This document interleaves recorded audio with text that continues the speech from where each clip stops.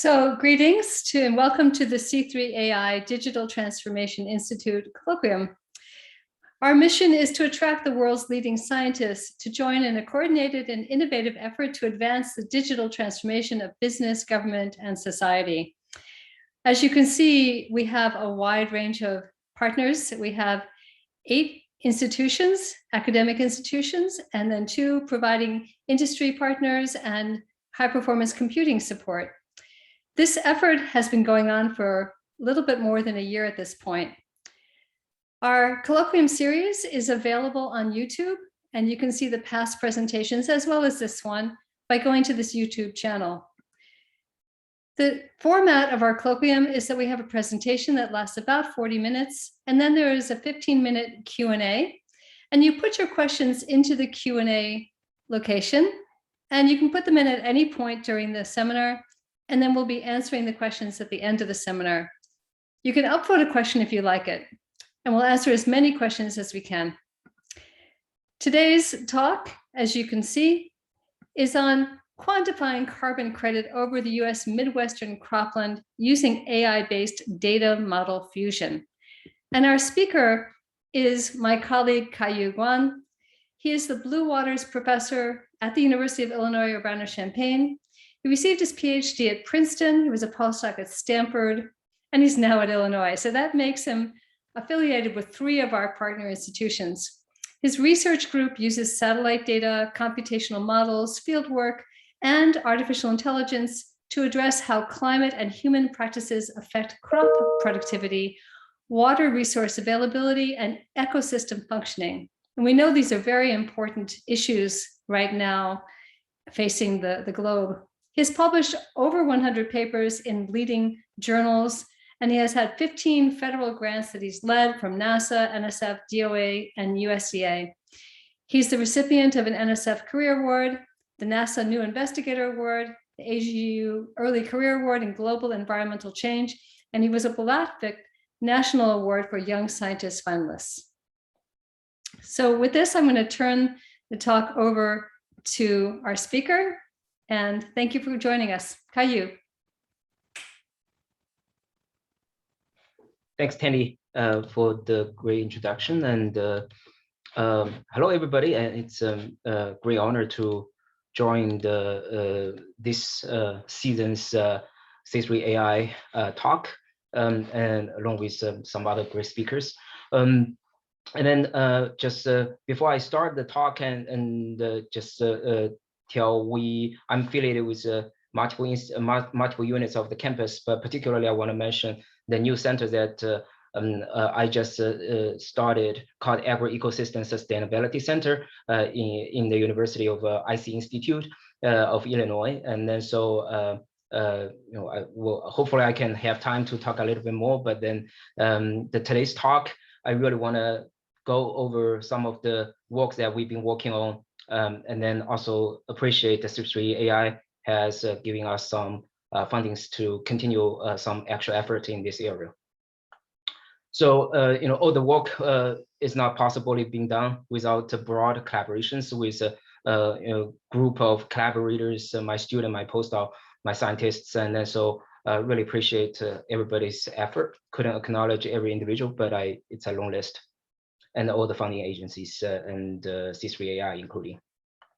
So in today's talk, I will first sort of introduce what is carbon credit in the broad sense, and then what is carbon credit in agriculture, because that word you probably heard a lot. You may not substantiate yet, but this is an opportunity that we can discuss about it. And then second is I will particularly talk about quantification method, and this is what where I am focused on the research side, and then move to the existing solutions. What's their problems? What's their weakness? As well as move to our recent proposed work in the past 2 years, really related to so-called system of system solutions. Okay, so with that, I think I'm gonna bore you a little bit with the climate change fact. And then so this is coming from the most IPCC report with different scenarios. And then we recently start to use SSP combined with RCP scenario, so you see different lines. These purple ones refers to the most pessimistic dooming scenario that human being by the end of the century will have significant increase of temperature around 5 to 6 degrees C.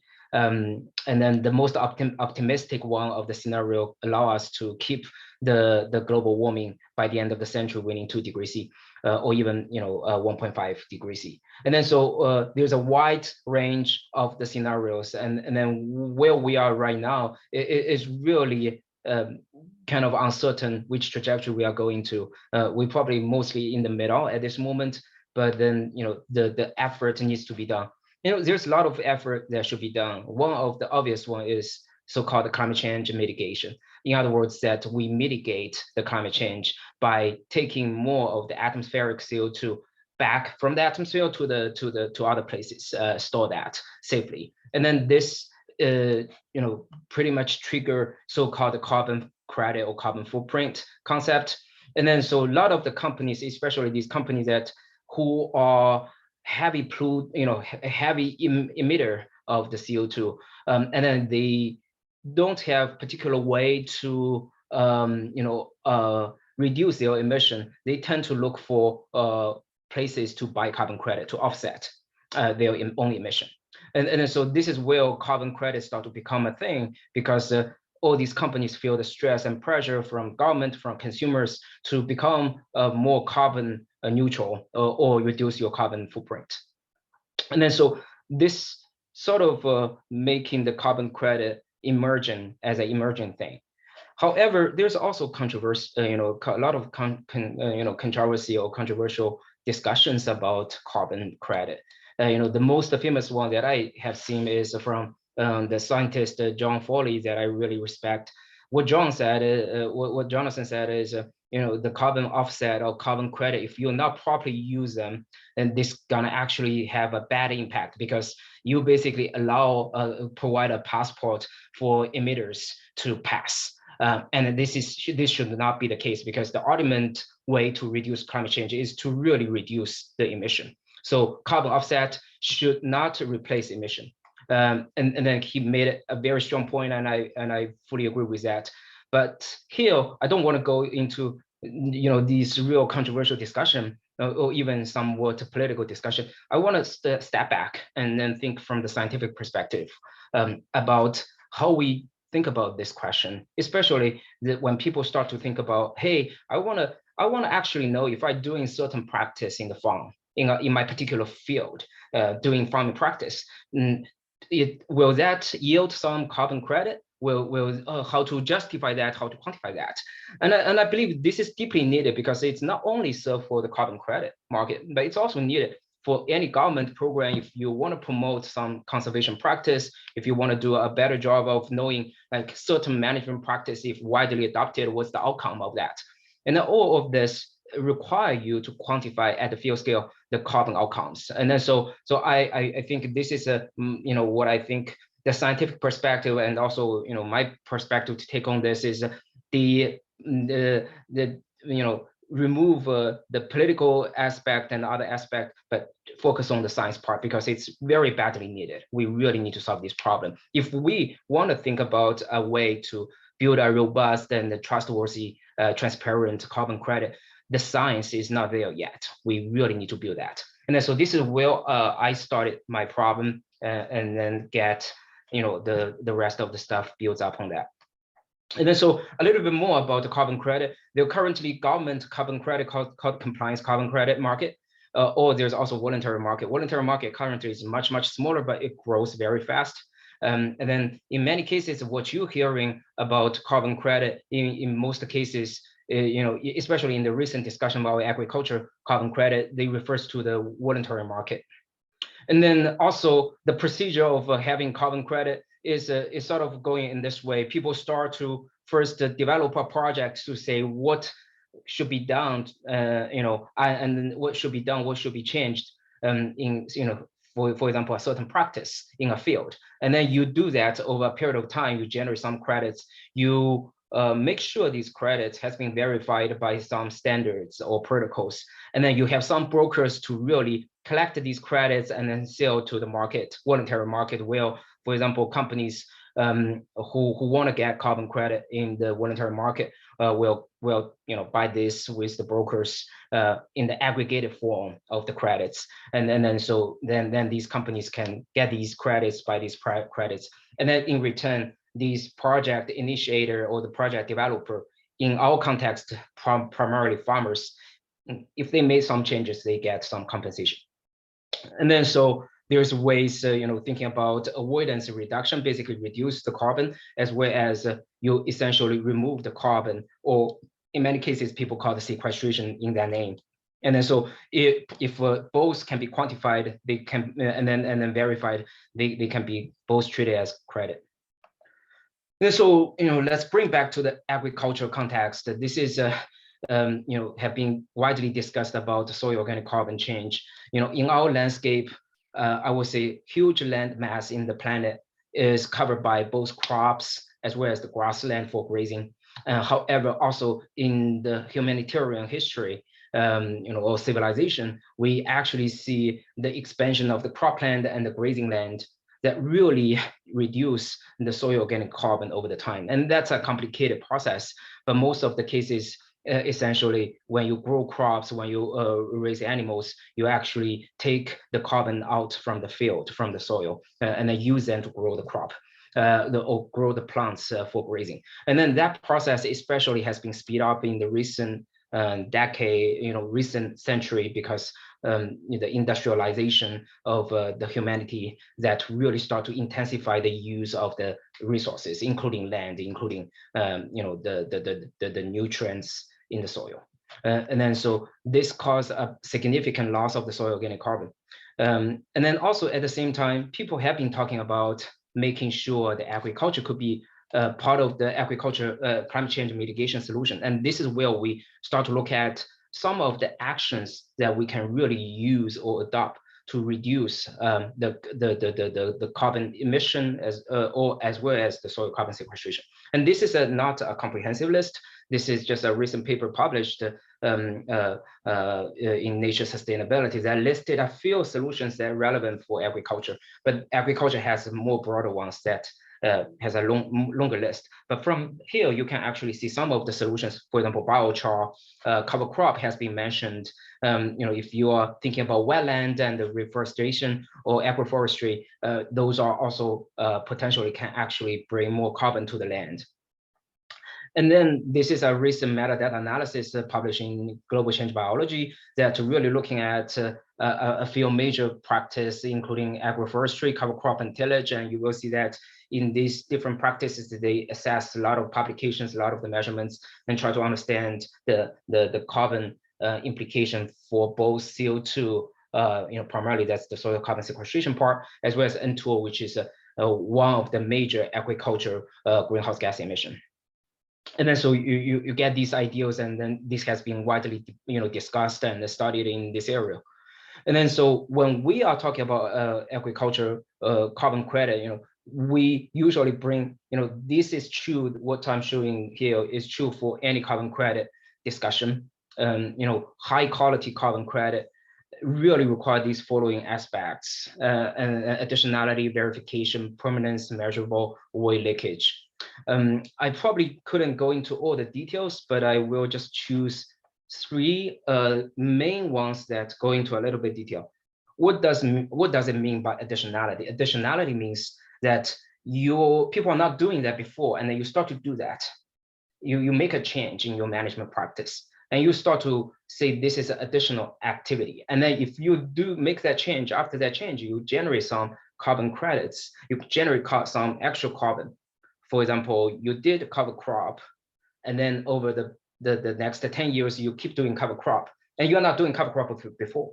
And then because your change of your action, you actually bring in some more carbon from the atmosphere to the landscape, to the soil through the cover crop residue. And then if you are doing this, then this is called additionality. However, if you're always doing cover crop in the past 20 years, and then you continue doing cover crop, that's essentially the status quo. You're not changing anything. From the most strict, criterion of additionality for carbon credit, that's people don't count that, and that trigger another type of discussion. Is basically, okay, I was a conservationist long time ago, you're growing cover crop, but now you don't come in, I should be rewarded. Some farmers may say that. And that's another discussion that I don't want to go into there, because that involves policy and other aspects. But the carbon credit, from the strict carbon credit definition, additionality, it has been strictly defined that you haven't done before, and you start to do that now, and then continue doing that. The second criterion that people talk a lot about, and also agricultural carbon credit has been criticized quite a bit, is the permanence. What the permanence does, what permanence says or does is, once you keep the carbon, you store it. Once you capture the carbon into the soil, let's say, you make sure it's relatively permanent. You can stay there for a long term. It will not be gone tomorrow. And then, so the reason that this becomes really debatable and controversial in the agricultural carbon credit in the agricultural area is that, for example, a lot of people know that the no-till, you keep the land not tilled. You have the no-till practice compared with you till heavily on the land. So no-till usually can actually reduce the carbon emission, and thus actually overall bring some carbon credits. However, people argue that if you're doing no-till for a few years, but you're going to till again, once you till again, all the effort that you accumulated in the past few years is going to be gone. And then basically your effort of doing the no-till, the carbon that you generated is not being permanent, it's actually reversed. And then for those situations, how would you deal with that? And then another situation of cover permanence is, if you're growing cover crop, most of the cover crop residue are going to be labile carbon, and then so they're also easy to be converted and then be gone. And then how you count about these carbons, and then so there's sophisticated questions in both biogeochemistry, soil science, and plant science that try to understand the permanence issue. And then so this is also a critical part. I will not talk too much in this talk about permanence, but this is one of the key things that people always gonna mention and talk about when you talk about quality carbon credit. Last but not least, I want to mention is verifiable. That's easy to understand. Every carbon credit needs to be verified, and then so that's straightforward. If you don't have a way to measure and verify, then it's almost impossible to talk about a quantity. And then so with that in mind, we will sort of set the stage of what I am most passionate about and interested in pursuing. And so what I'm trying to do is, I want to achieve accurate, scalable, and cost-effective solution for agricultural carbon outcome quantification simultaneously, and also at the field scale. And then I gonna break that down into like a little bit. What do I mean by accurate? Accurate is directly related to the accuracy and uncertainty that I'm gonna talk about in a minute. Scalable and cost-effective, more or less similar. We want the solution to be really cost-effective, such that you not spend most of your dollars into measuring, but you still want to be accurate enough that you can use that for a certain purpose.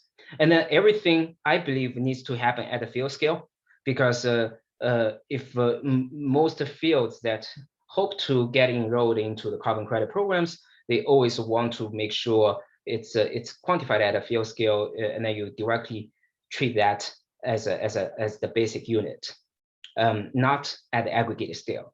So if you believe this is the case, then the framework you have gonna be widely different, because you're not trying to do one field perfectly. You actually try to do millions of fields with all high quality, but cost effectively. So that's essentially a different problem. And I want to illustrate that problem a little bit. Imagine that if we start to target Corn Belt, which currently produce 35%, like 30% of the global corn soybean. And then so you look at all these states that currently growing corn soybean in the Midwest. And then you want to zoom into Champaign County, where I currently am with a lot of other colleagues here. And then for Champaign County alone, we have more than 10,000 fields, and all these fields use the different colors. And if you want to look at a particular field that going through some sort of management practice, and then want to ask a question, what's the carbon implication for that particular field? So almost my goal at this moment is try to understand every single field in Champaign County, and as well as for the whole Corn Belt, every field, for their management practice, for their carbon outcomes, for both the historical period as well as the future period. That's my goal. So the key problem here that I listed, what are the problems? First, if you want to do this job, a daunting task, it's very difficult for agriculture to start with, because collecting data for agriculture is very costly. And then so there is a multiple reasons that it's very challenging. First, the ground truthing is very challenging to get. Agriculture data is very sparse. Field level data, especially coming from farmers, first, the farmers don't like to show data. There's also privacy concerns, how you deal with that. And then also, then the second problem is a lot of people confuse action with insights. And then so when I say action, it basically means, okay, whether you grow cover crop or not. So that's a binary thing. You grow cover crop versus you don't grow cover crop. So that I would say that it's an action. But what we ultimately want is sort of the outcome of that. If you grow cover crop, what's the outcome? What's the carbon what's actual carbon, soil carbon you actually sequester from the atmosphere? And that's gonna vary from field to field. But that is the quantity that people use to quantify carbon credit, not the binary thing of yes or no. Okay, yes or no gonna be helpful, but if you talk about the carbon credit, you actually want to talk about insights or the outcome.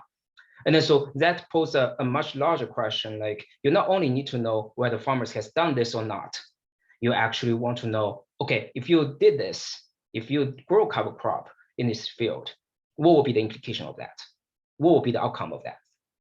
And then so when we are doing a lot of the work, we get some of our colleagues, some of the colleagues made some of the interesting statement. They said, okay, agriculture is simple, AI can solve every problem. To some extent, I really embracing AI, but then what we have seen is if you cluelessly use AI, it's really not going anywhere.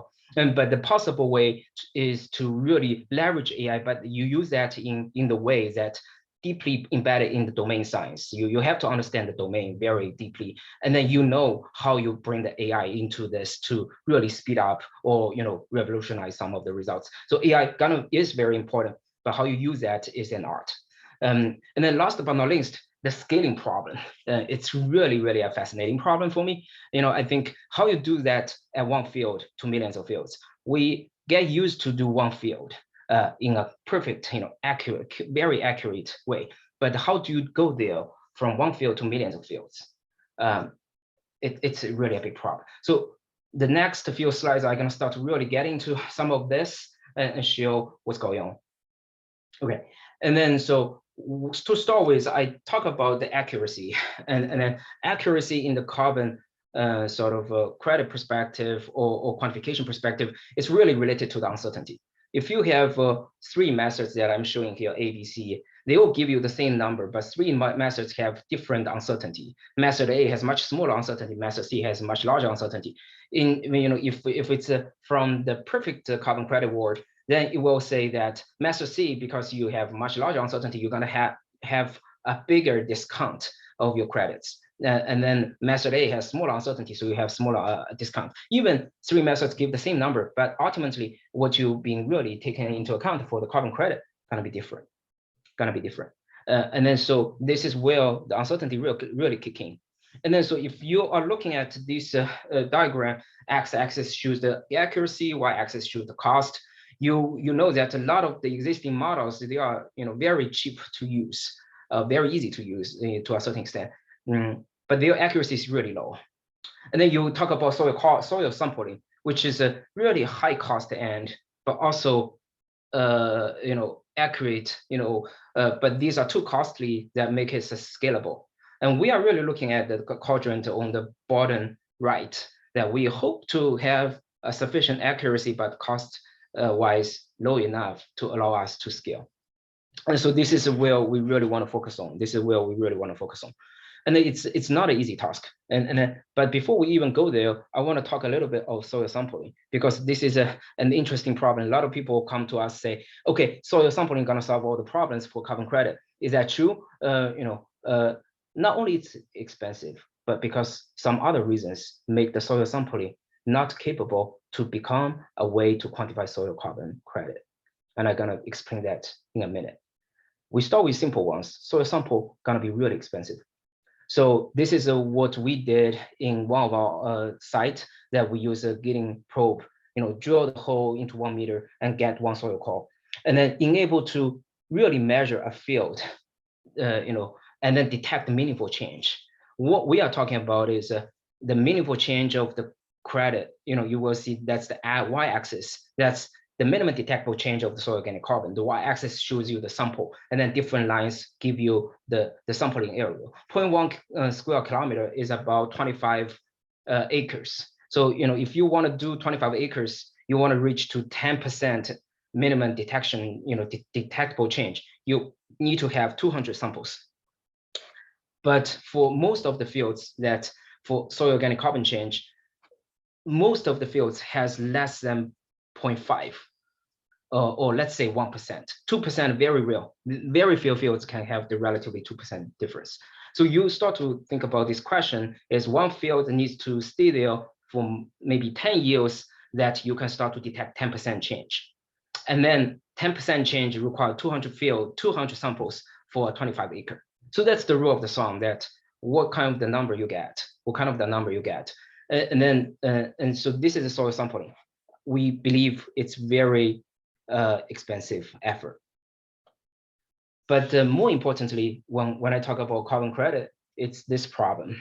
So what I'm showing you is the x-axis is the time, y-axis is the stock of the SOC. In most of the US Midwest, you are losing soil organic carbon by doing conserving rotation. And then so you look at this yellow curve. This shows you that if you are not doing anything, you just keep doing what you are doing, conserving rotation, you're going to reduce your soil organic carbon over the time.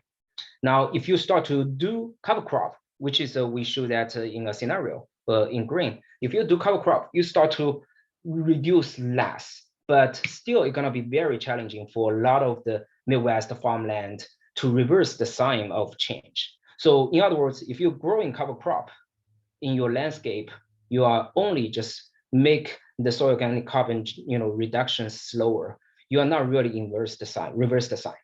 Now the problem here is you take a soil sample, I'm gonna just draw this. You take a soil sample here, you take another soil sample here, and then assume that you grow cover crop. So you are getting 1 point here and 1 point here. And then you capture the difference between these 2 points. Okay, so this is basically this delta, this using the black curve to show. However, when we really quantify carbon credit, we always think about business as usual, or the benchmark scenario, which is assume that if strictly you're looking at the additionality, you only start to grow cover crop in this year, but then you have a scenario which is business as usual. We treat that as a benchmark scenario, which is in dashed yellow line. And so if you look at dashed yellow line, you actually gonna continue to lose soil organic carbon faster. And then the real carbon credit is actually in this blue line, in this delta, this blue delta. This is the true carbon credit. So now basically the question that you're gonna have is, in reality, you grow cover crop here, and then you are not having a scenario in the same field that's doing the previous business as usual scenario. And then that becomes a big problem. How are you gonna deal with that?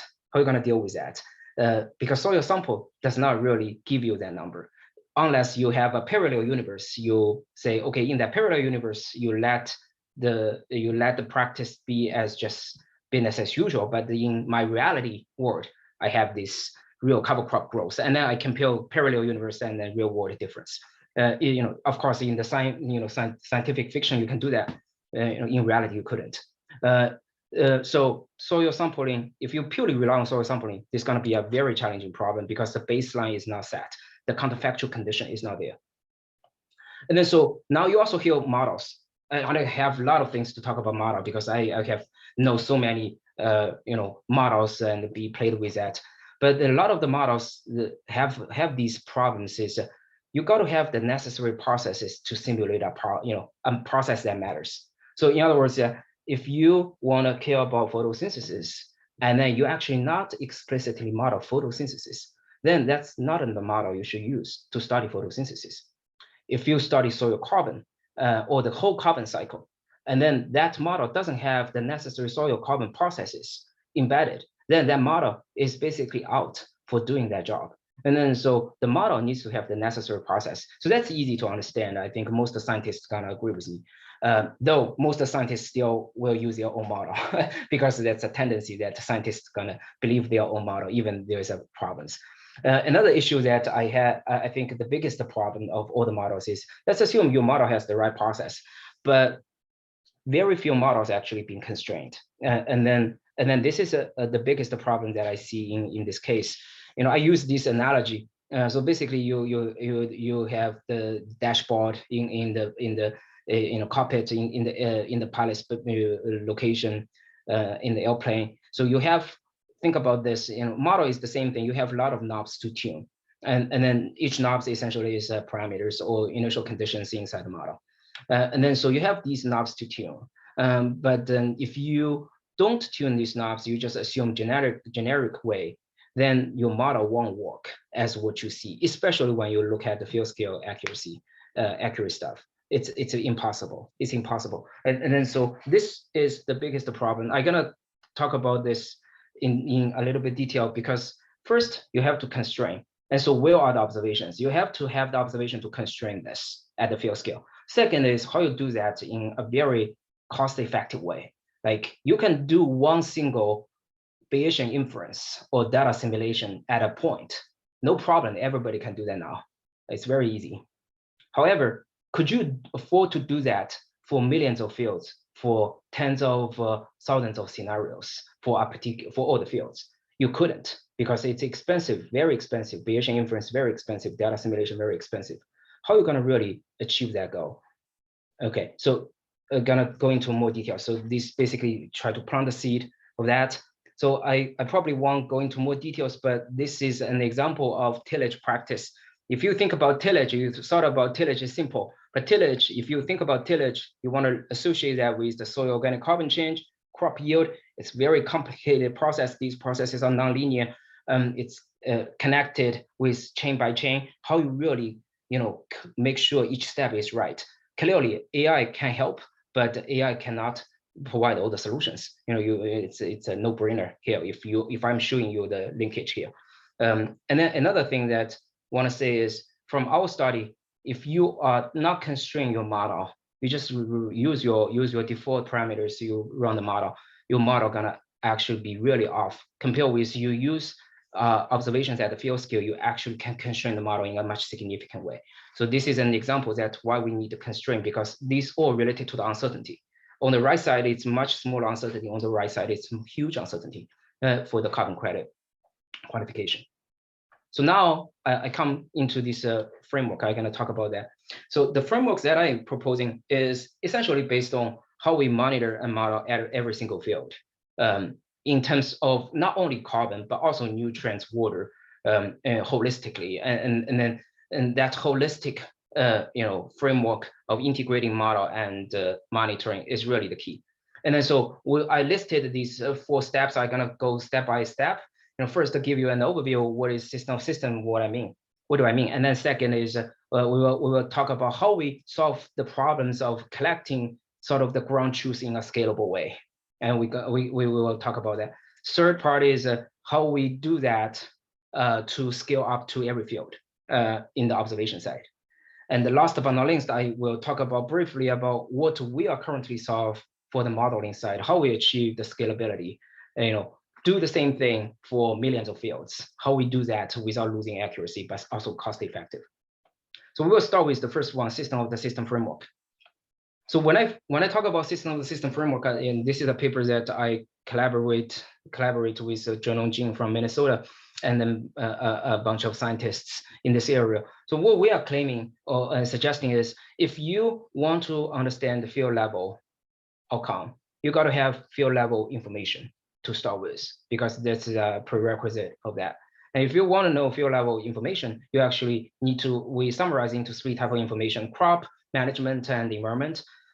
Start with simple one. Environment refers to weather and soil. The management refers to like what crop species, what's the planting date, harvesting date, tillage practice, cover crop, some of the tile drainage conditions, or even fertilizer use and pesticide use. Crop refers to more crop related traits. If you grow a certain variety of crop, what will be their growth stage? What will be their nitrogen use efficiency, photosynthetic capacity, water use efficiency, all these traits. And then if you want to know all these three information, then you remember there's a multiplier, because the outcome is really coming from the interactions of these terms at a particular location. And so and then in our case, these multipliers or the interactions is simulated by model, but these variables you actually need to get from single field.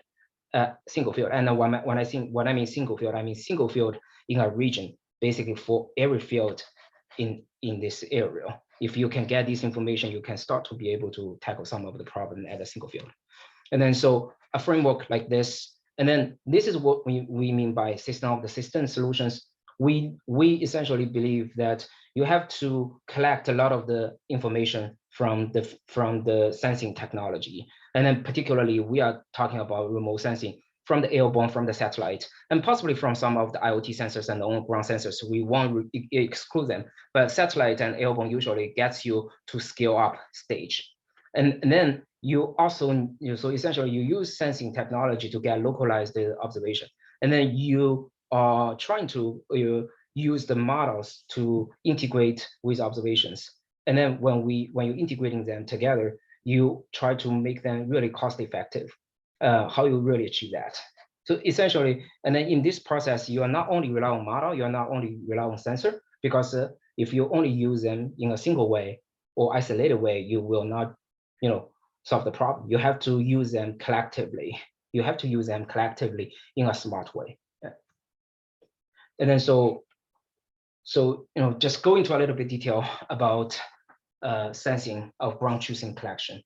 And so this part, is really about the scaling. And then the way that we are doing things is essentially try to, for the ground truths, we don't have a lot of them, and how you really solve that problem. This answer that we have is use the airborne hyperspectrum.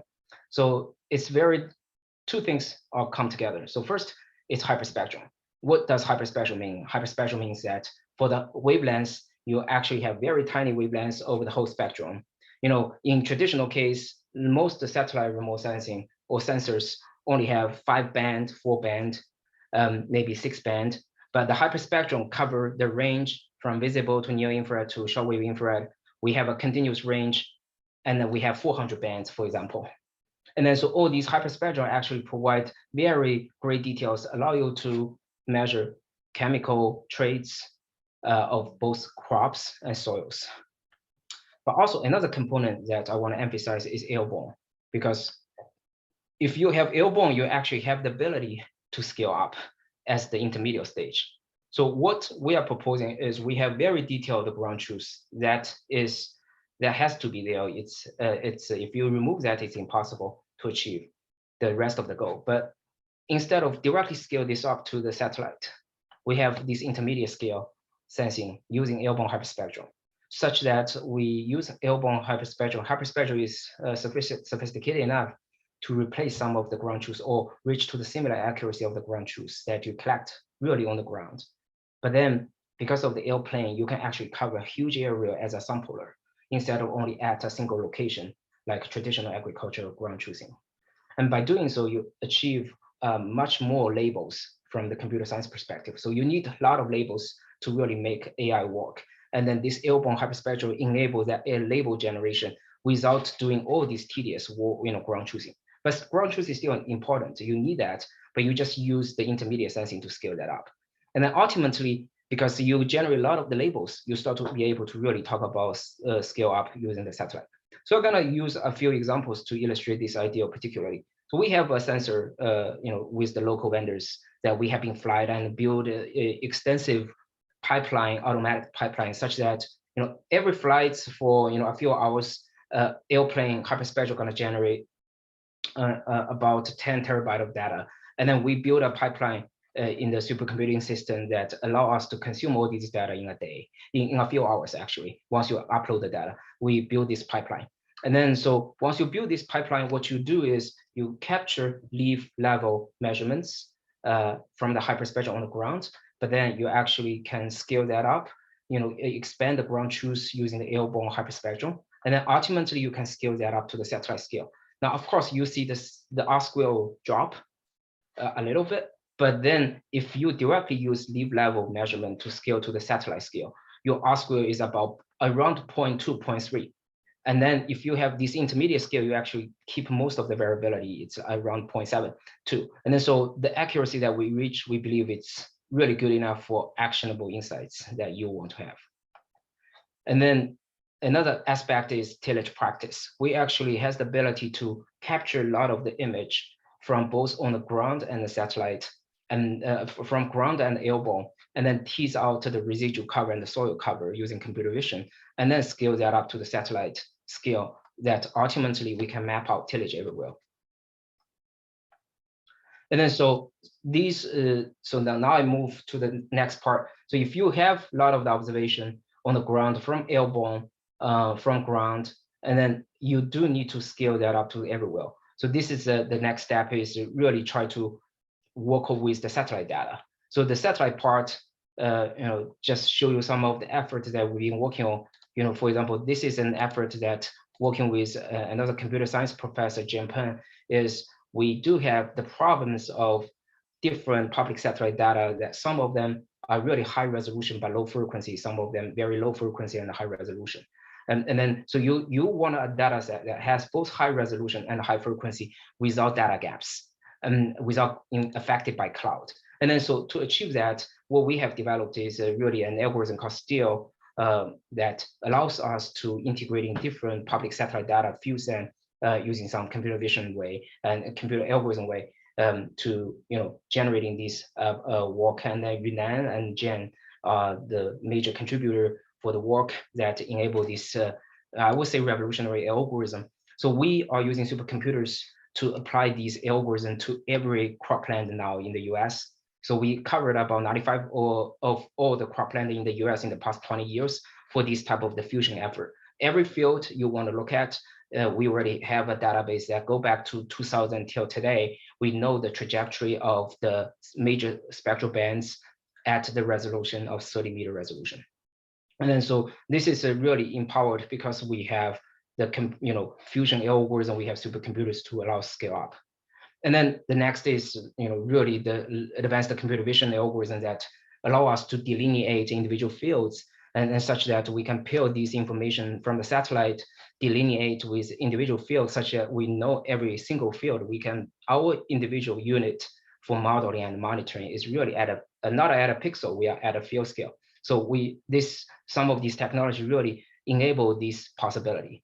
And then furthermore, we actually provide a lot of the algorithms that we internally developed to quantify, for example, the radiation at every point, that you want to monitor. Because if you know photosynthesis, you know that radiation is very, very important. And then there's basically no public data that suffice our current need. So we have to do a lot of this work in-house. And then we basically choose the hard way to solve the problem, basically build it ourselves.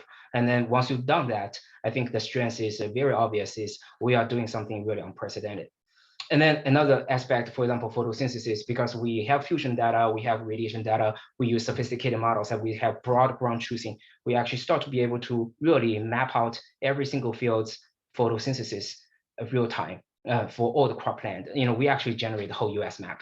And then this version, we have the public version of 250, everybody can download, use. Internally, we have a very high resolution version that with more sophisticated algorithm that in-house we are using for our more sophisticated purpose.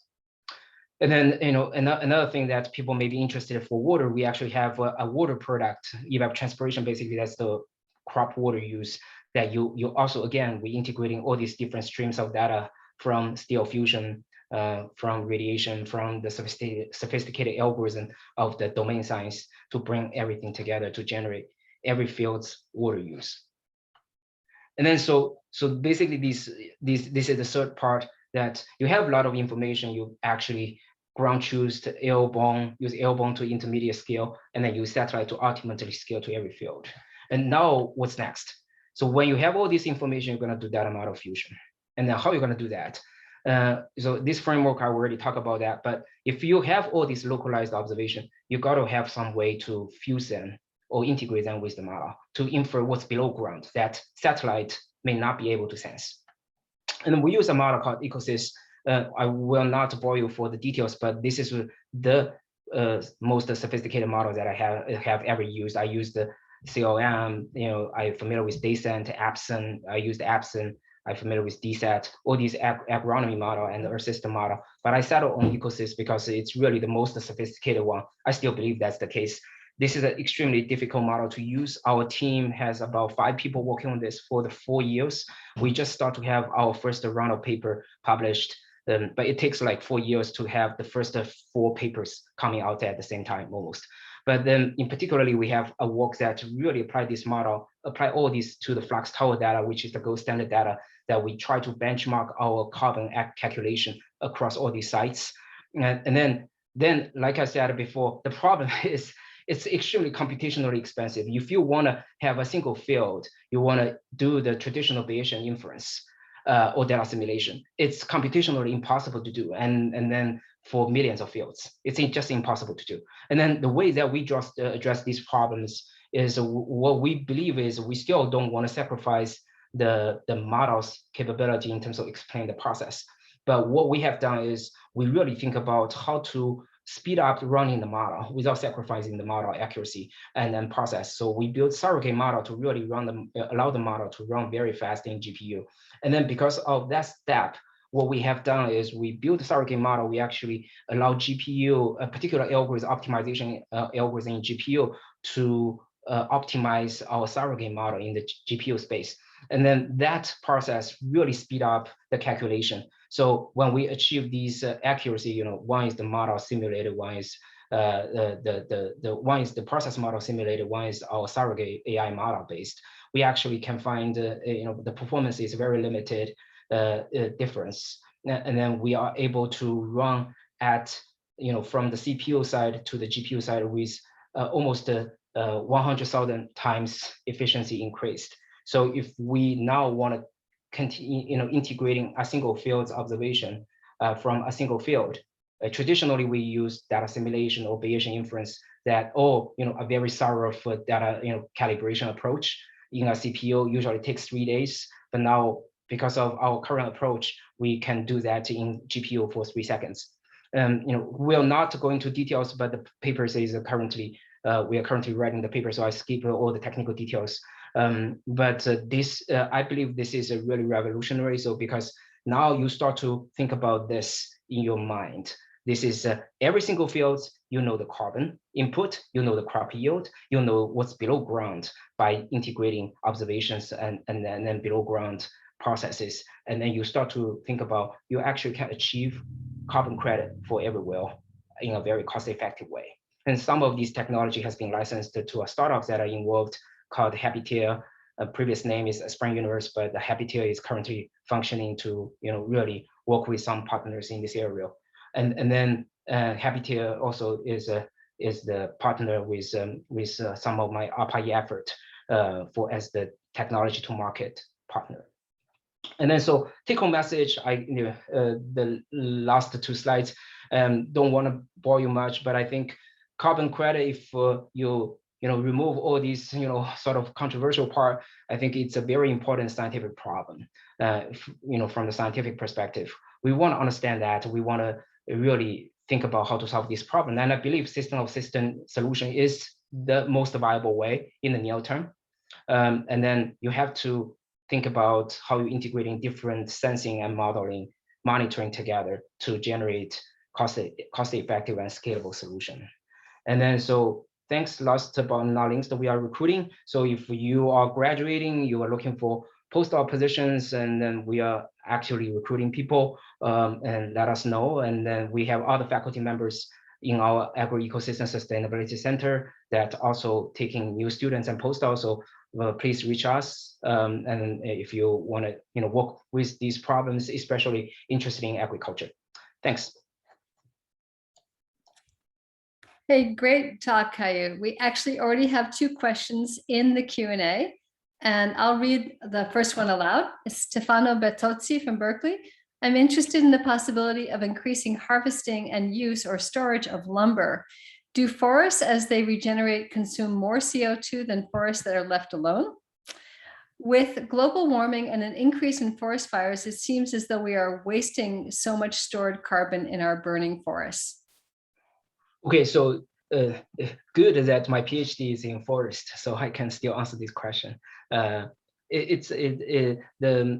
If you think about forest, there's also a lot of debate, and a lot of people saying, growing more trees is gonna actually, store more carbon. To a great extent, it's right, but then also it has nuances because forest not only taking carbon in through photosynthesis, they also respire. Respiration, autotrophic respiration actually consume a lot of the carbon. And then in many mature and old forests, you actually have not have a positive carbon sink. You actually actually emit carbon because you respire more more carbon than your photosynthesis. And then so it's a complicated question. So this is the only thing that I want to caution that, because it's not simple like you just grow trees, you can actually get more carbon in, and then it's actually more sophisticated than that. Beyond that, I think I will not comment more because my research has been really focused on the agriculture in the past I would say 10 years. So I slightly move away from the forestry.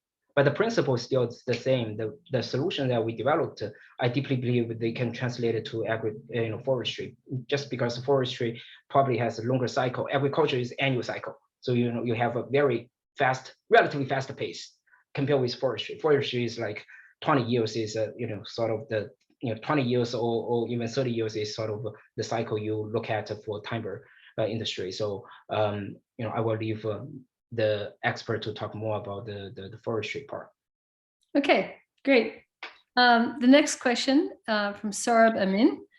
I am a bit confused about the proposed multi-stage approach. The models at field level will be naturally different than models at macro scale, and maybe these models are inconsistent. This then raises the issue of how to integrate both airborne and field level data into a consistent modeling approach. Does the classical scale up, scale down approach apply here, or is this a fundamentally new problem? I think it's the classic problem of scaling. And then this scaling is, especially for the remote sensing, the scaling part is a classic problem. So essentially, you scale satellite resolution. Satellite pixel resolution is about a few hundred meters. Now you have maybe 10-meter resolution, but your leaf is this small. You take the leaf sample this small. You take a soil core at a very localized location. How you match these together with your observation? Traditionally it's a classic remote sensing problem, and I have to admit that I'm not the first person that say airborne hyperspectral is intermediate scale solution is useful. Actually, Greg Aston has done this in forestry, but in agriculture this has never been done. In agriculture, especially at the large scale, this has never been done. Agriculture, if you want to use this as a sampler concept, and then you use that intermediate scale for the scale purpose, this has never been done. And so because our goal is keep the accuracy at the field scale, but also allow to generate sufficient label sets such that satellite, machine learning can use down the road. And this is essentially very different problem. And then so you have to, I believe the intermediate scale is very needed, but you can also argue that intermediate scale, you don't need it all the time, because once you build that translation, you probably don't need that. And then that actually makes this method more appealing to me. It's like you want to first generate sufficient lot of the samples, but then once you generate this sample, the science can actually help you to make sure the transfer can continue. You actually don't need to always collect so much amount of data set. And so that's my thinking. Okay, let's see if there's another question from the audience.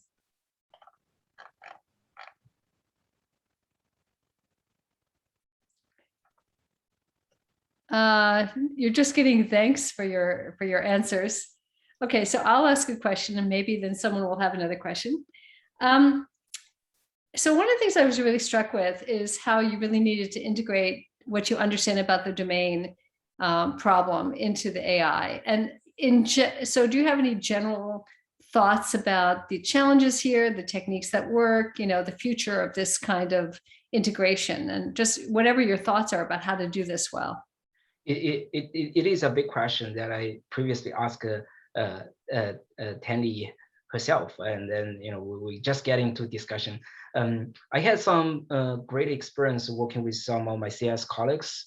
For example, Jianpeng, Alex Schring, or I work with Jianpeng's PhD student Yunan Luo. I also see Yunan is here, and then so I would say that these experiences fantastic. That really helps me understand. But I do see there's always a challenge to bring the CS experts into actively engaged in your problem, and then in many cases you have to really translate that to them. But at the same time, you also needs to pick up sufficient knowledge that when this is the problem that's sufficiently abstract enough for CS people to tackle. So I think these type of the communication are both important. And at the end of the day, I think it's hard for me to sacrifice traceability or the mechanism, because scientists are trying to open box, not close box. So black box to me is a struggle. But I think the way to think about this, especially the general trend of physics guided machine learning, is really enable that. But then physics guided machine learning also require so much effort of you understanding the problem of your problem and domain knowledge as well as the AI. And then these three things needs to very deeply integrated. And I feel it's just overall a big challenge, how you really make, integrating these three things. So I wouldn't say I have a perfect answer. I'm actually looking for better answer. I think your answer is great. Your answer is great. And I'm just going to second everything you said. Okay. With that, we're actually at the end of our time. So unless there's a question that comes from the audience, I think there is a question. Stefano Bertozzi has a continuation. I wonder about other ways to tip the incentive balance for the farmers. For example, if there are inputs that substitute for practices that are carbon sparing fertilizer components, question mark, could they be taxed? Or if there are inputs that support carbon sparing practices, could they be subsidized rather than credits? Farmers never want to be regulated. So regulation is bad for farmers. So if you want something adopted, don't say tax to farmers. You want to incentivize them. And I think this has been learned by a lot of people. And then whether incentivization come from the government or come from private sector, that's another type of the social problems. So, what is more effective?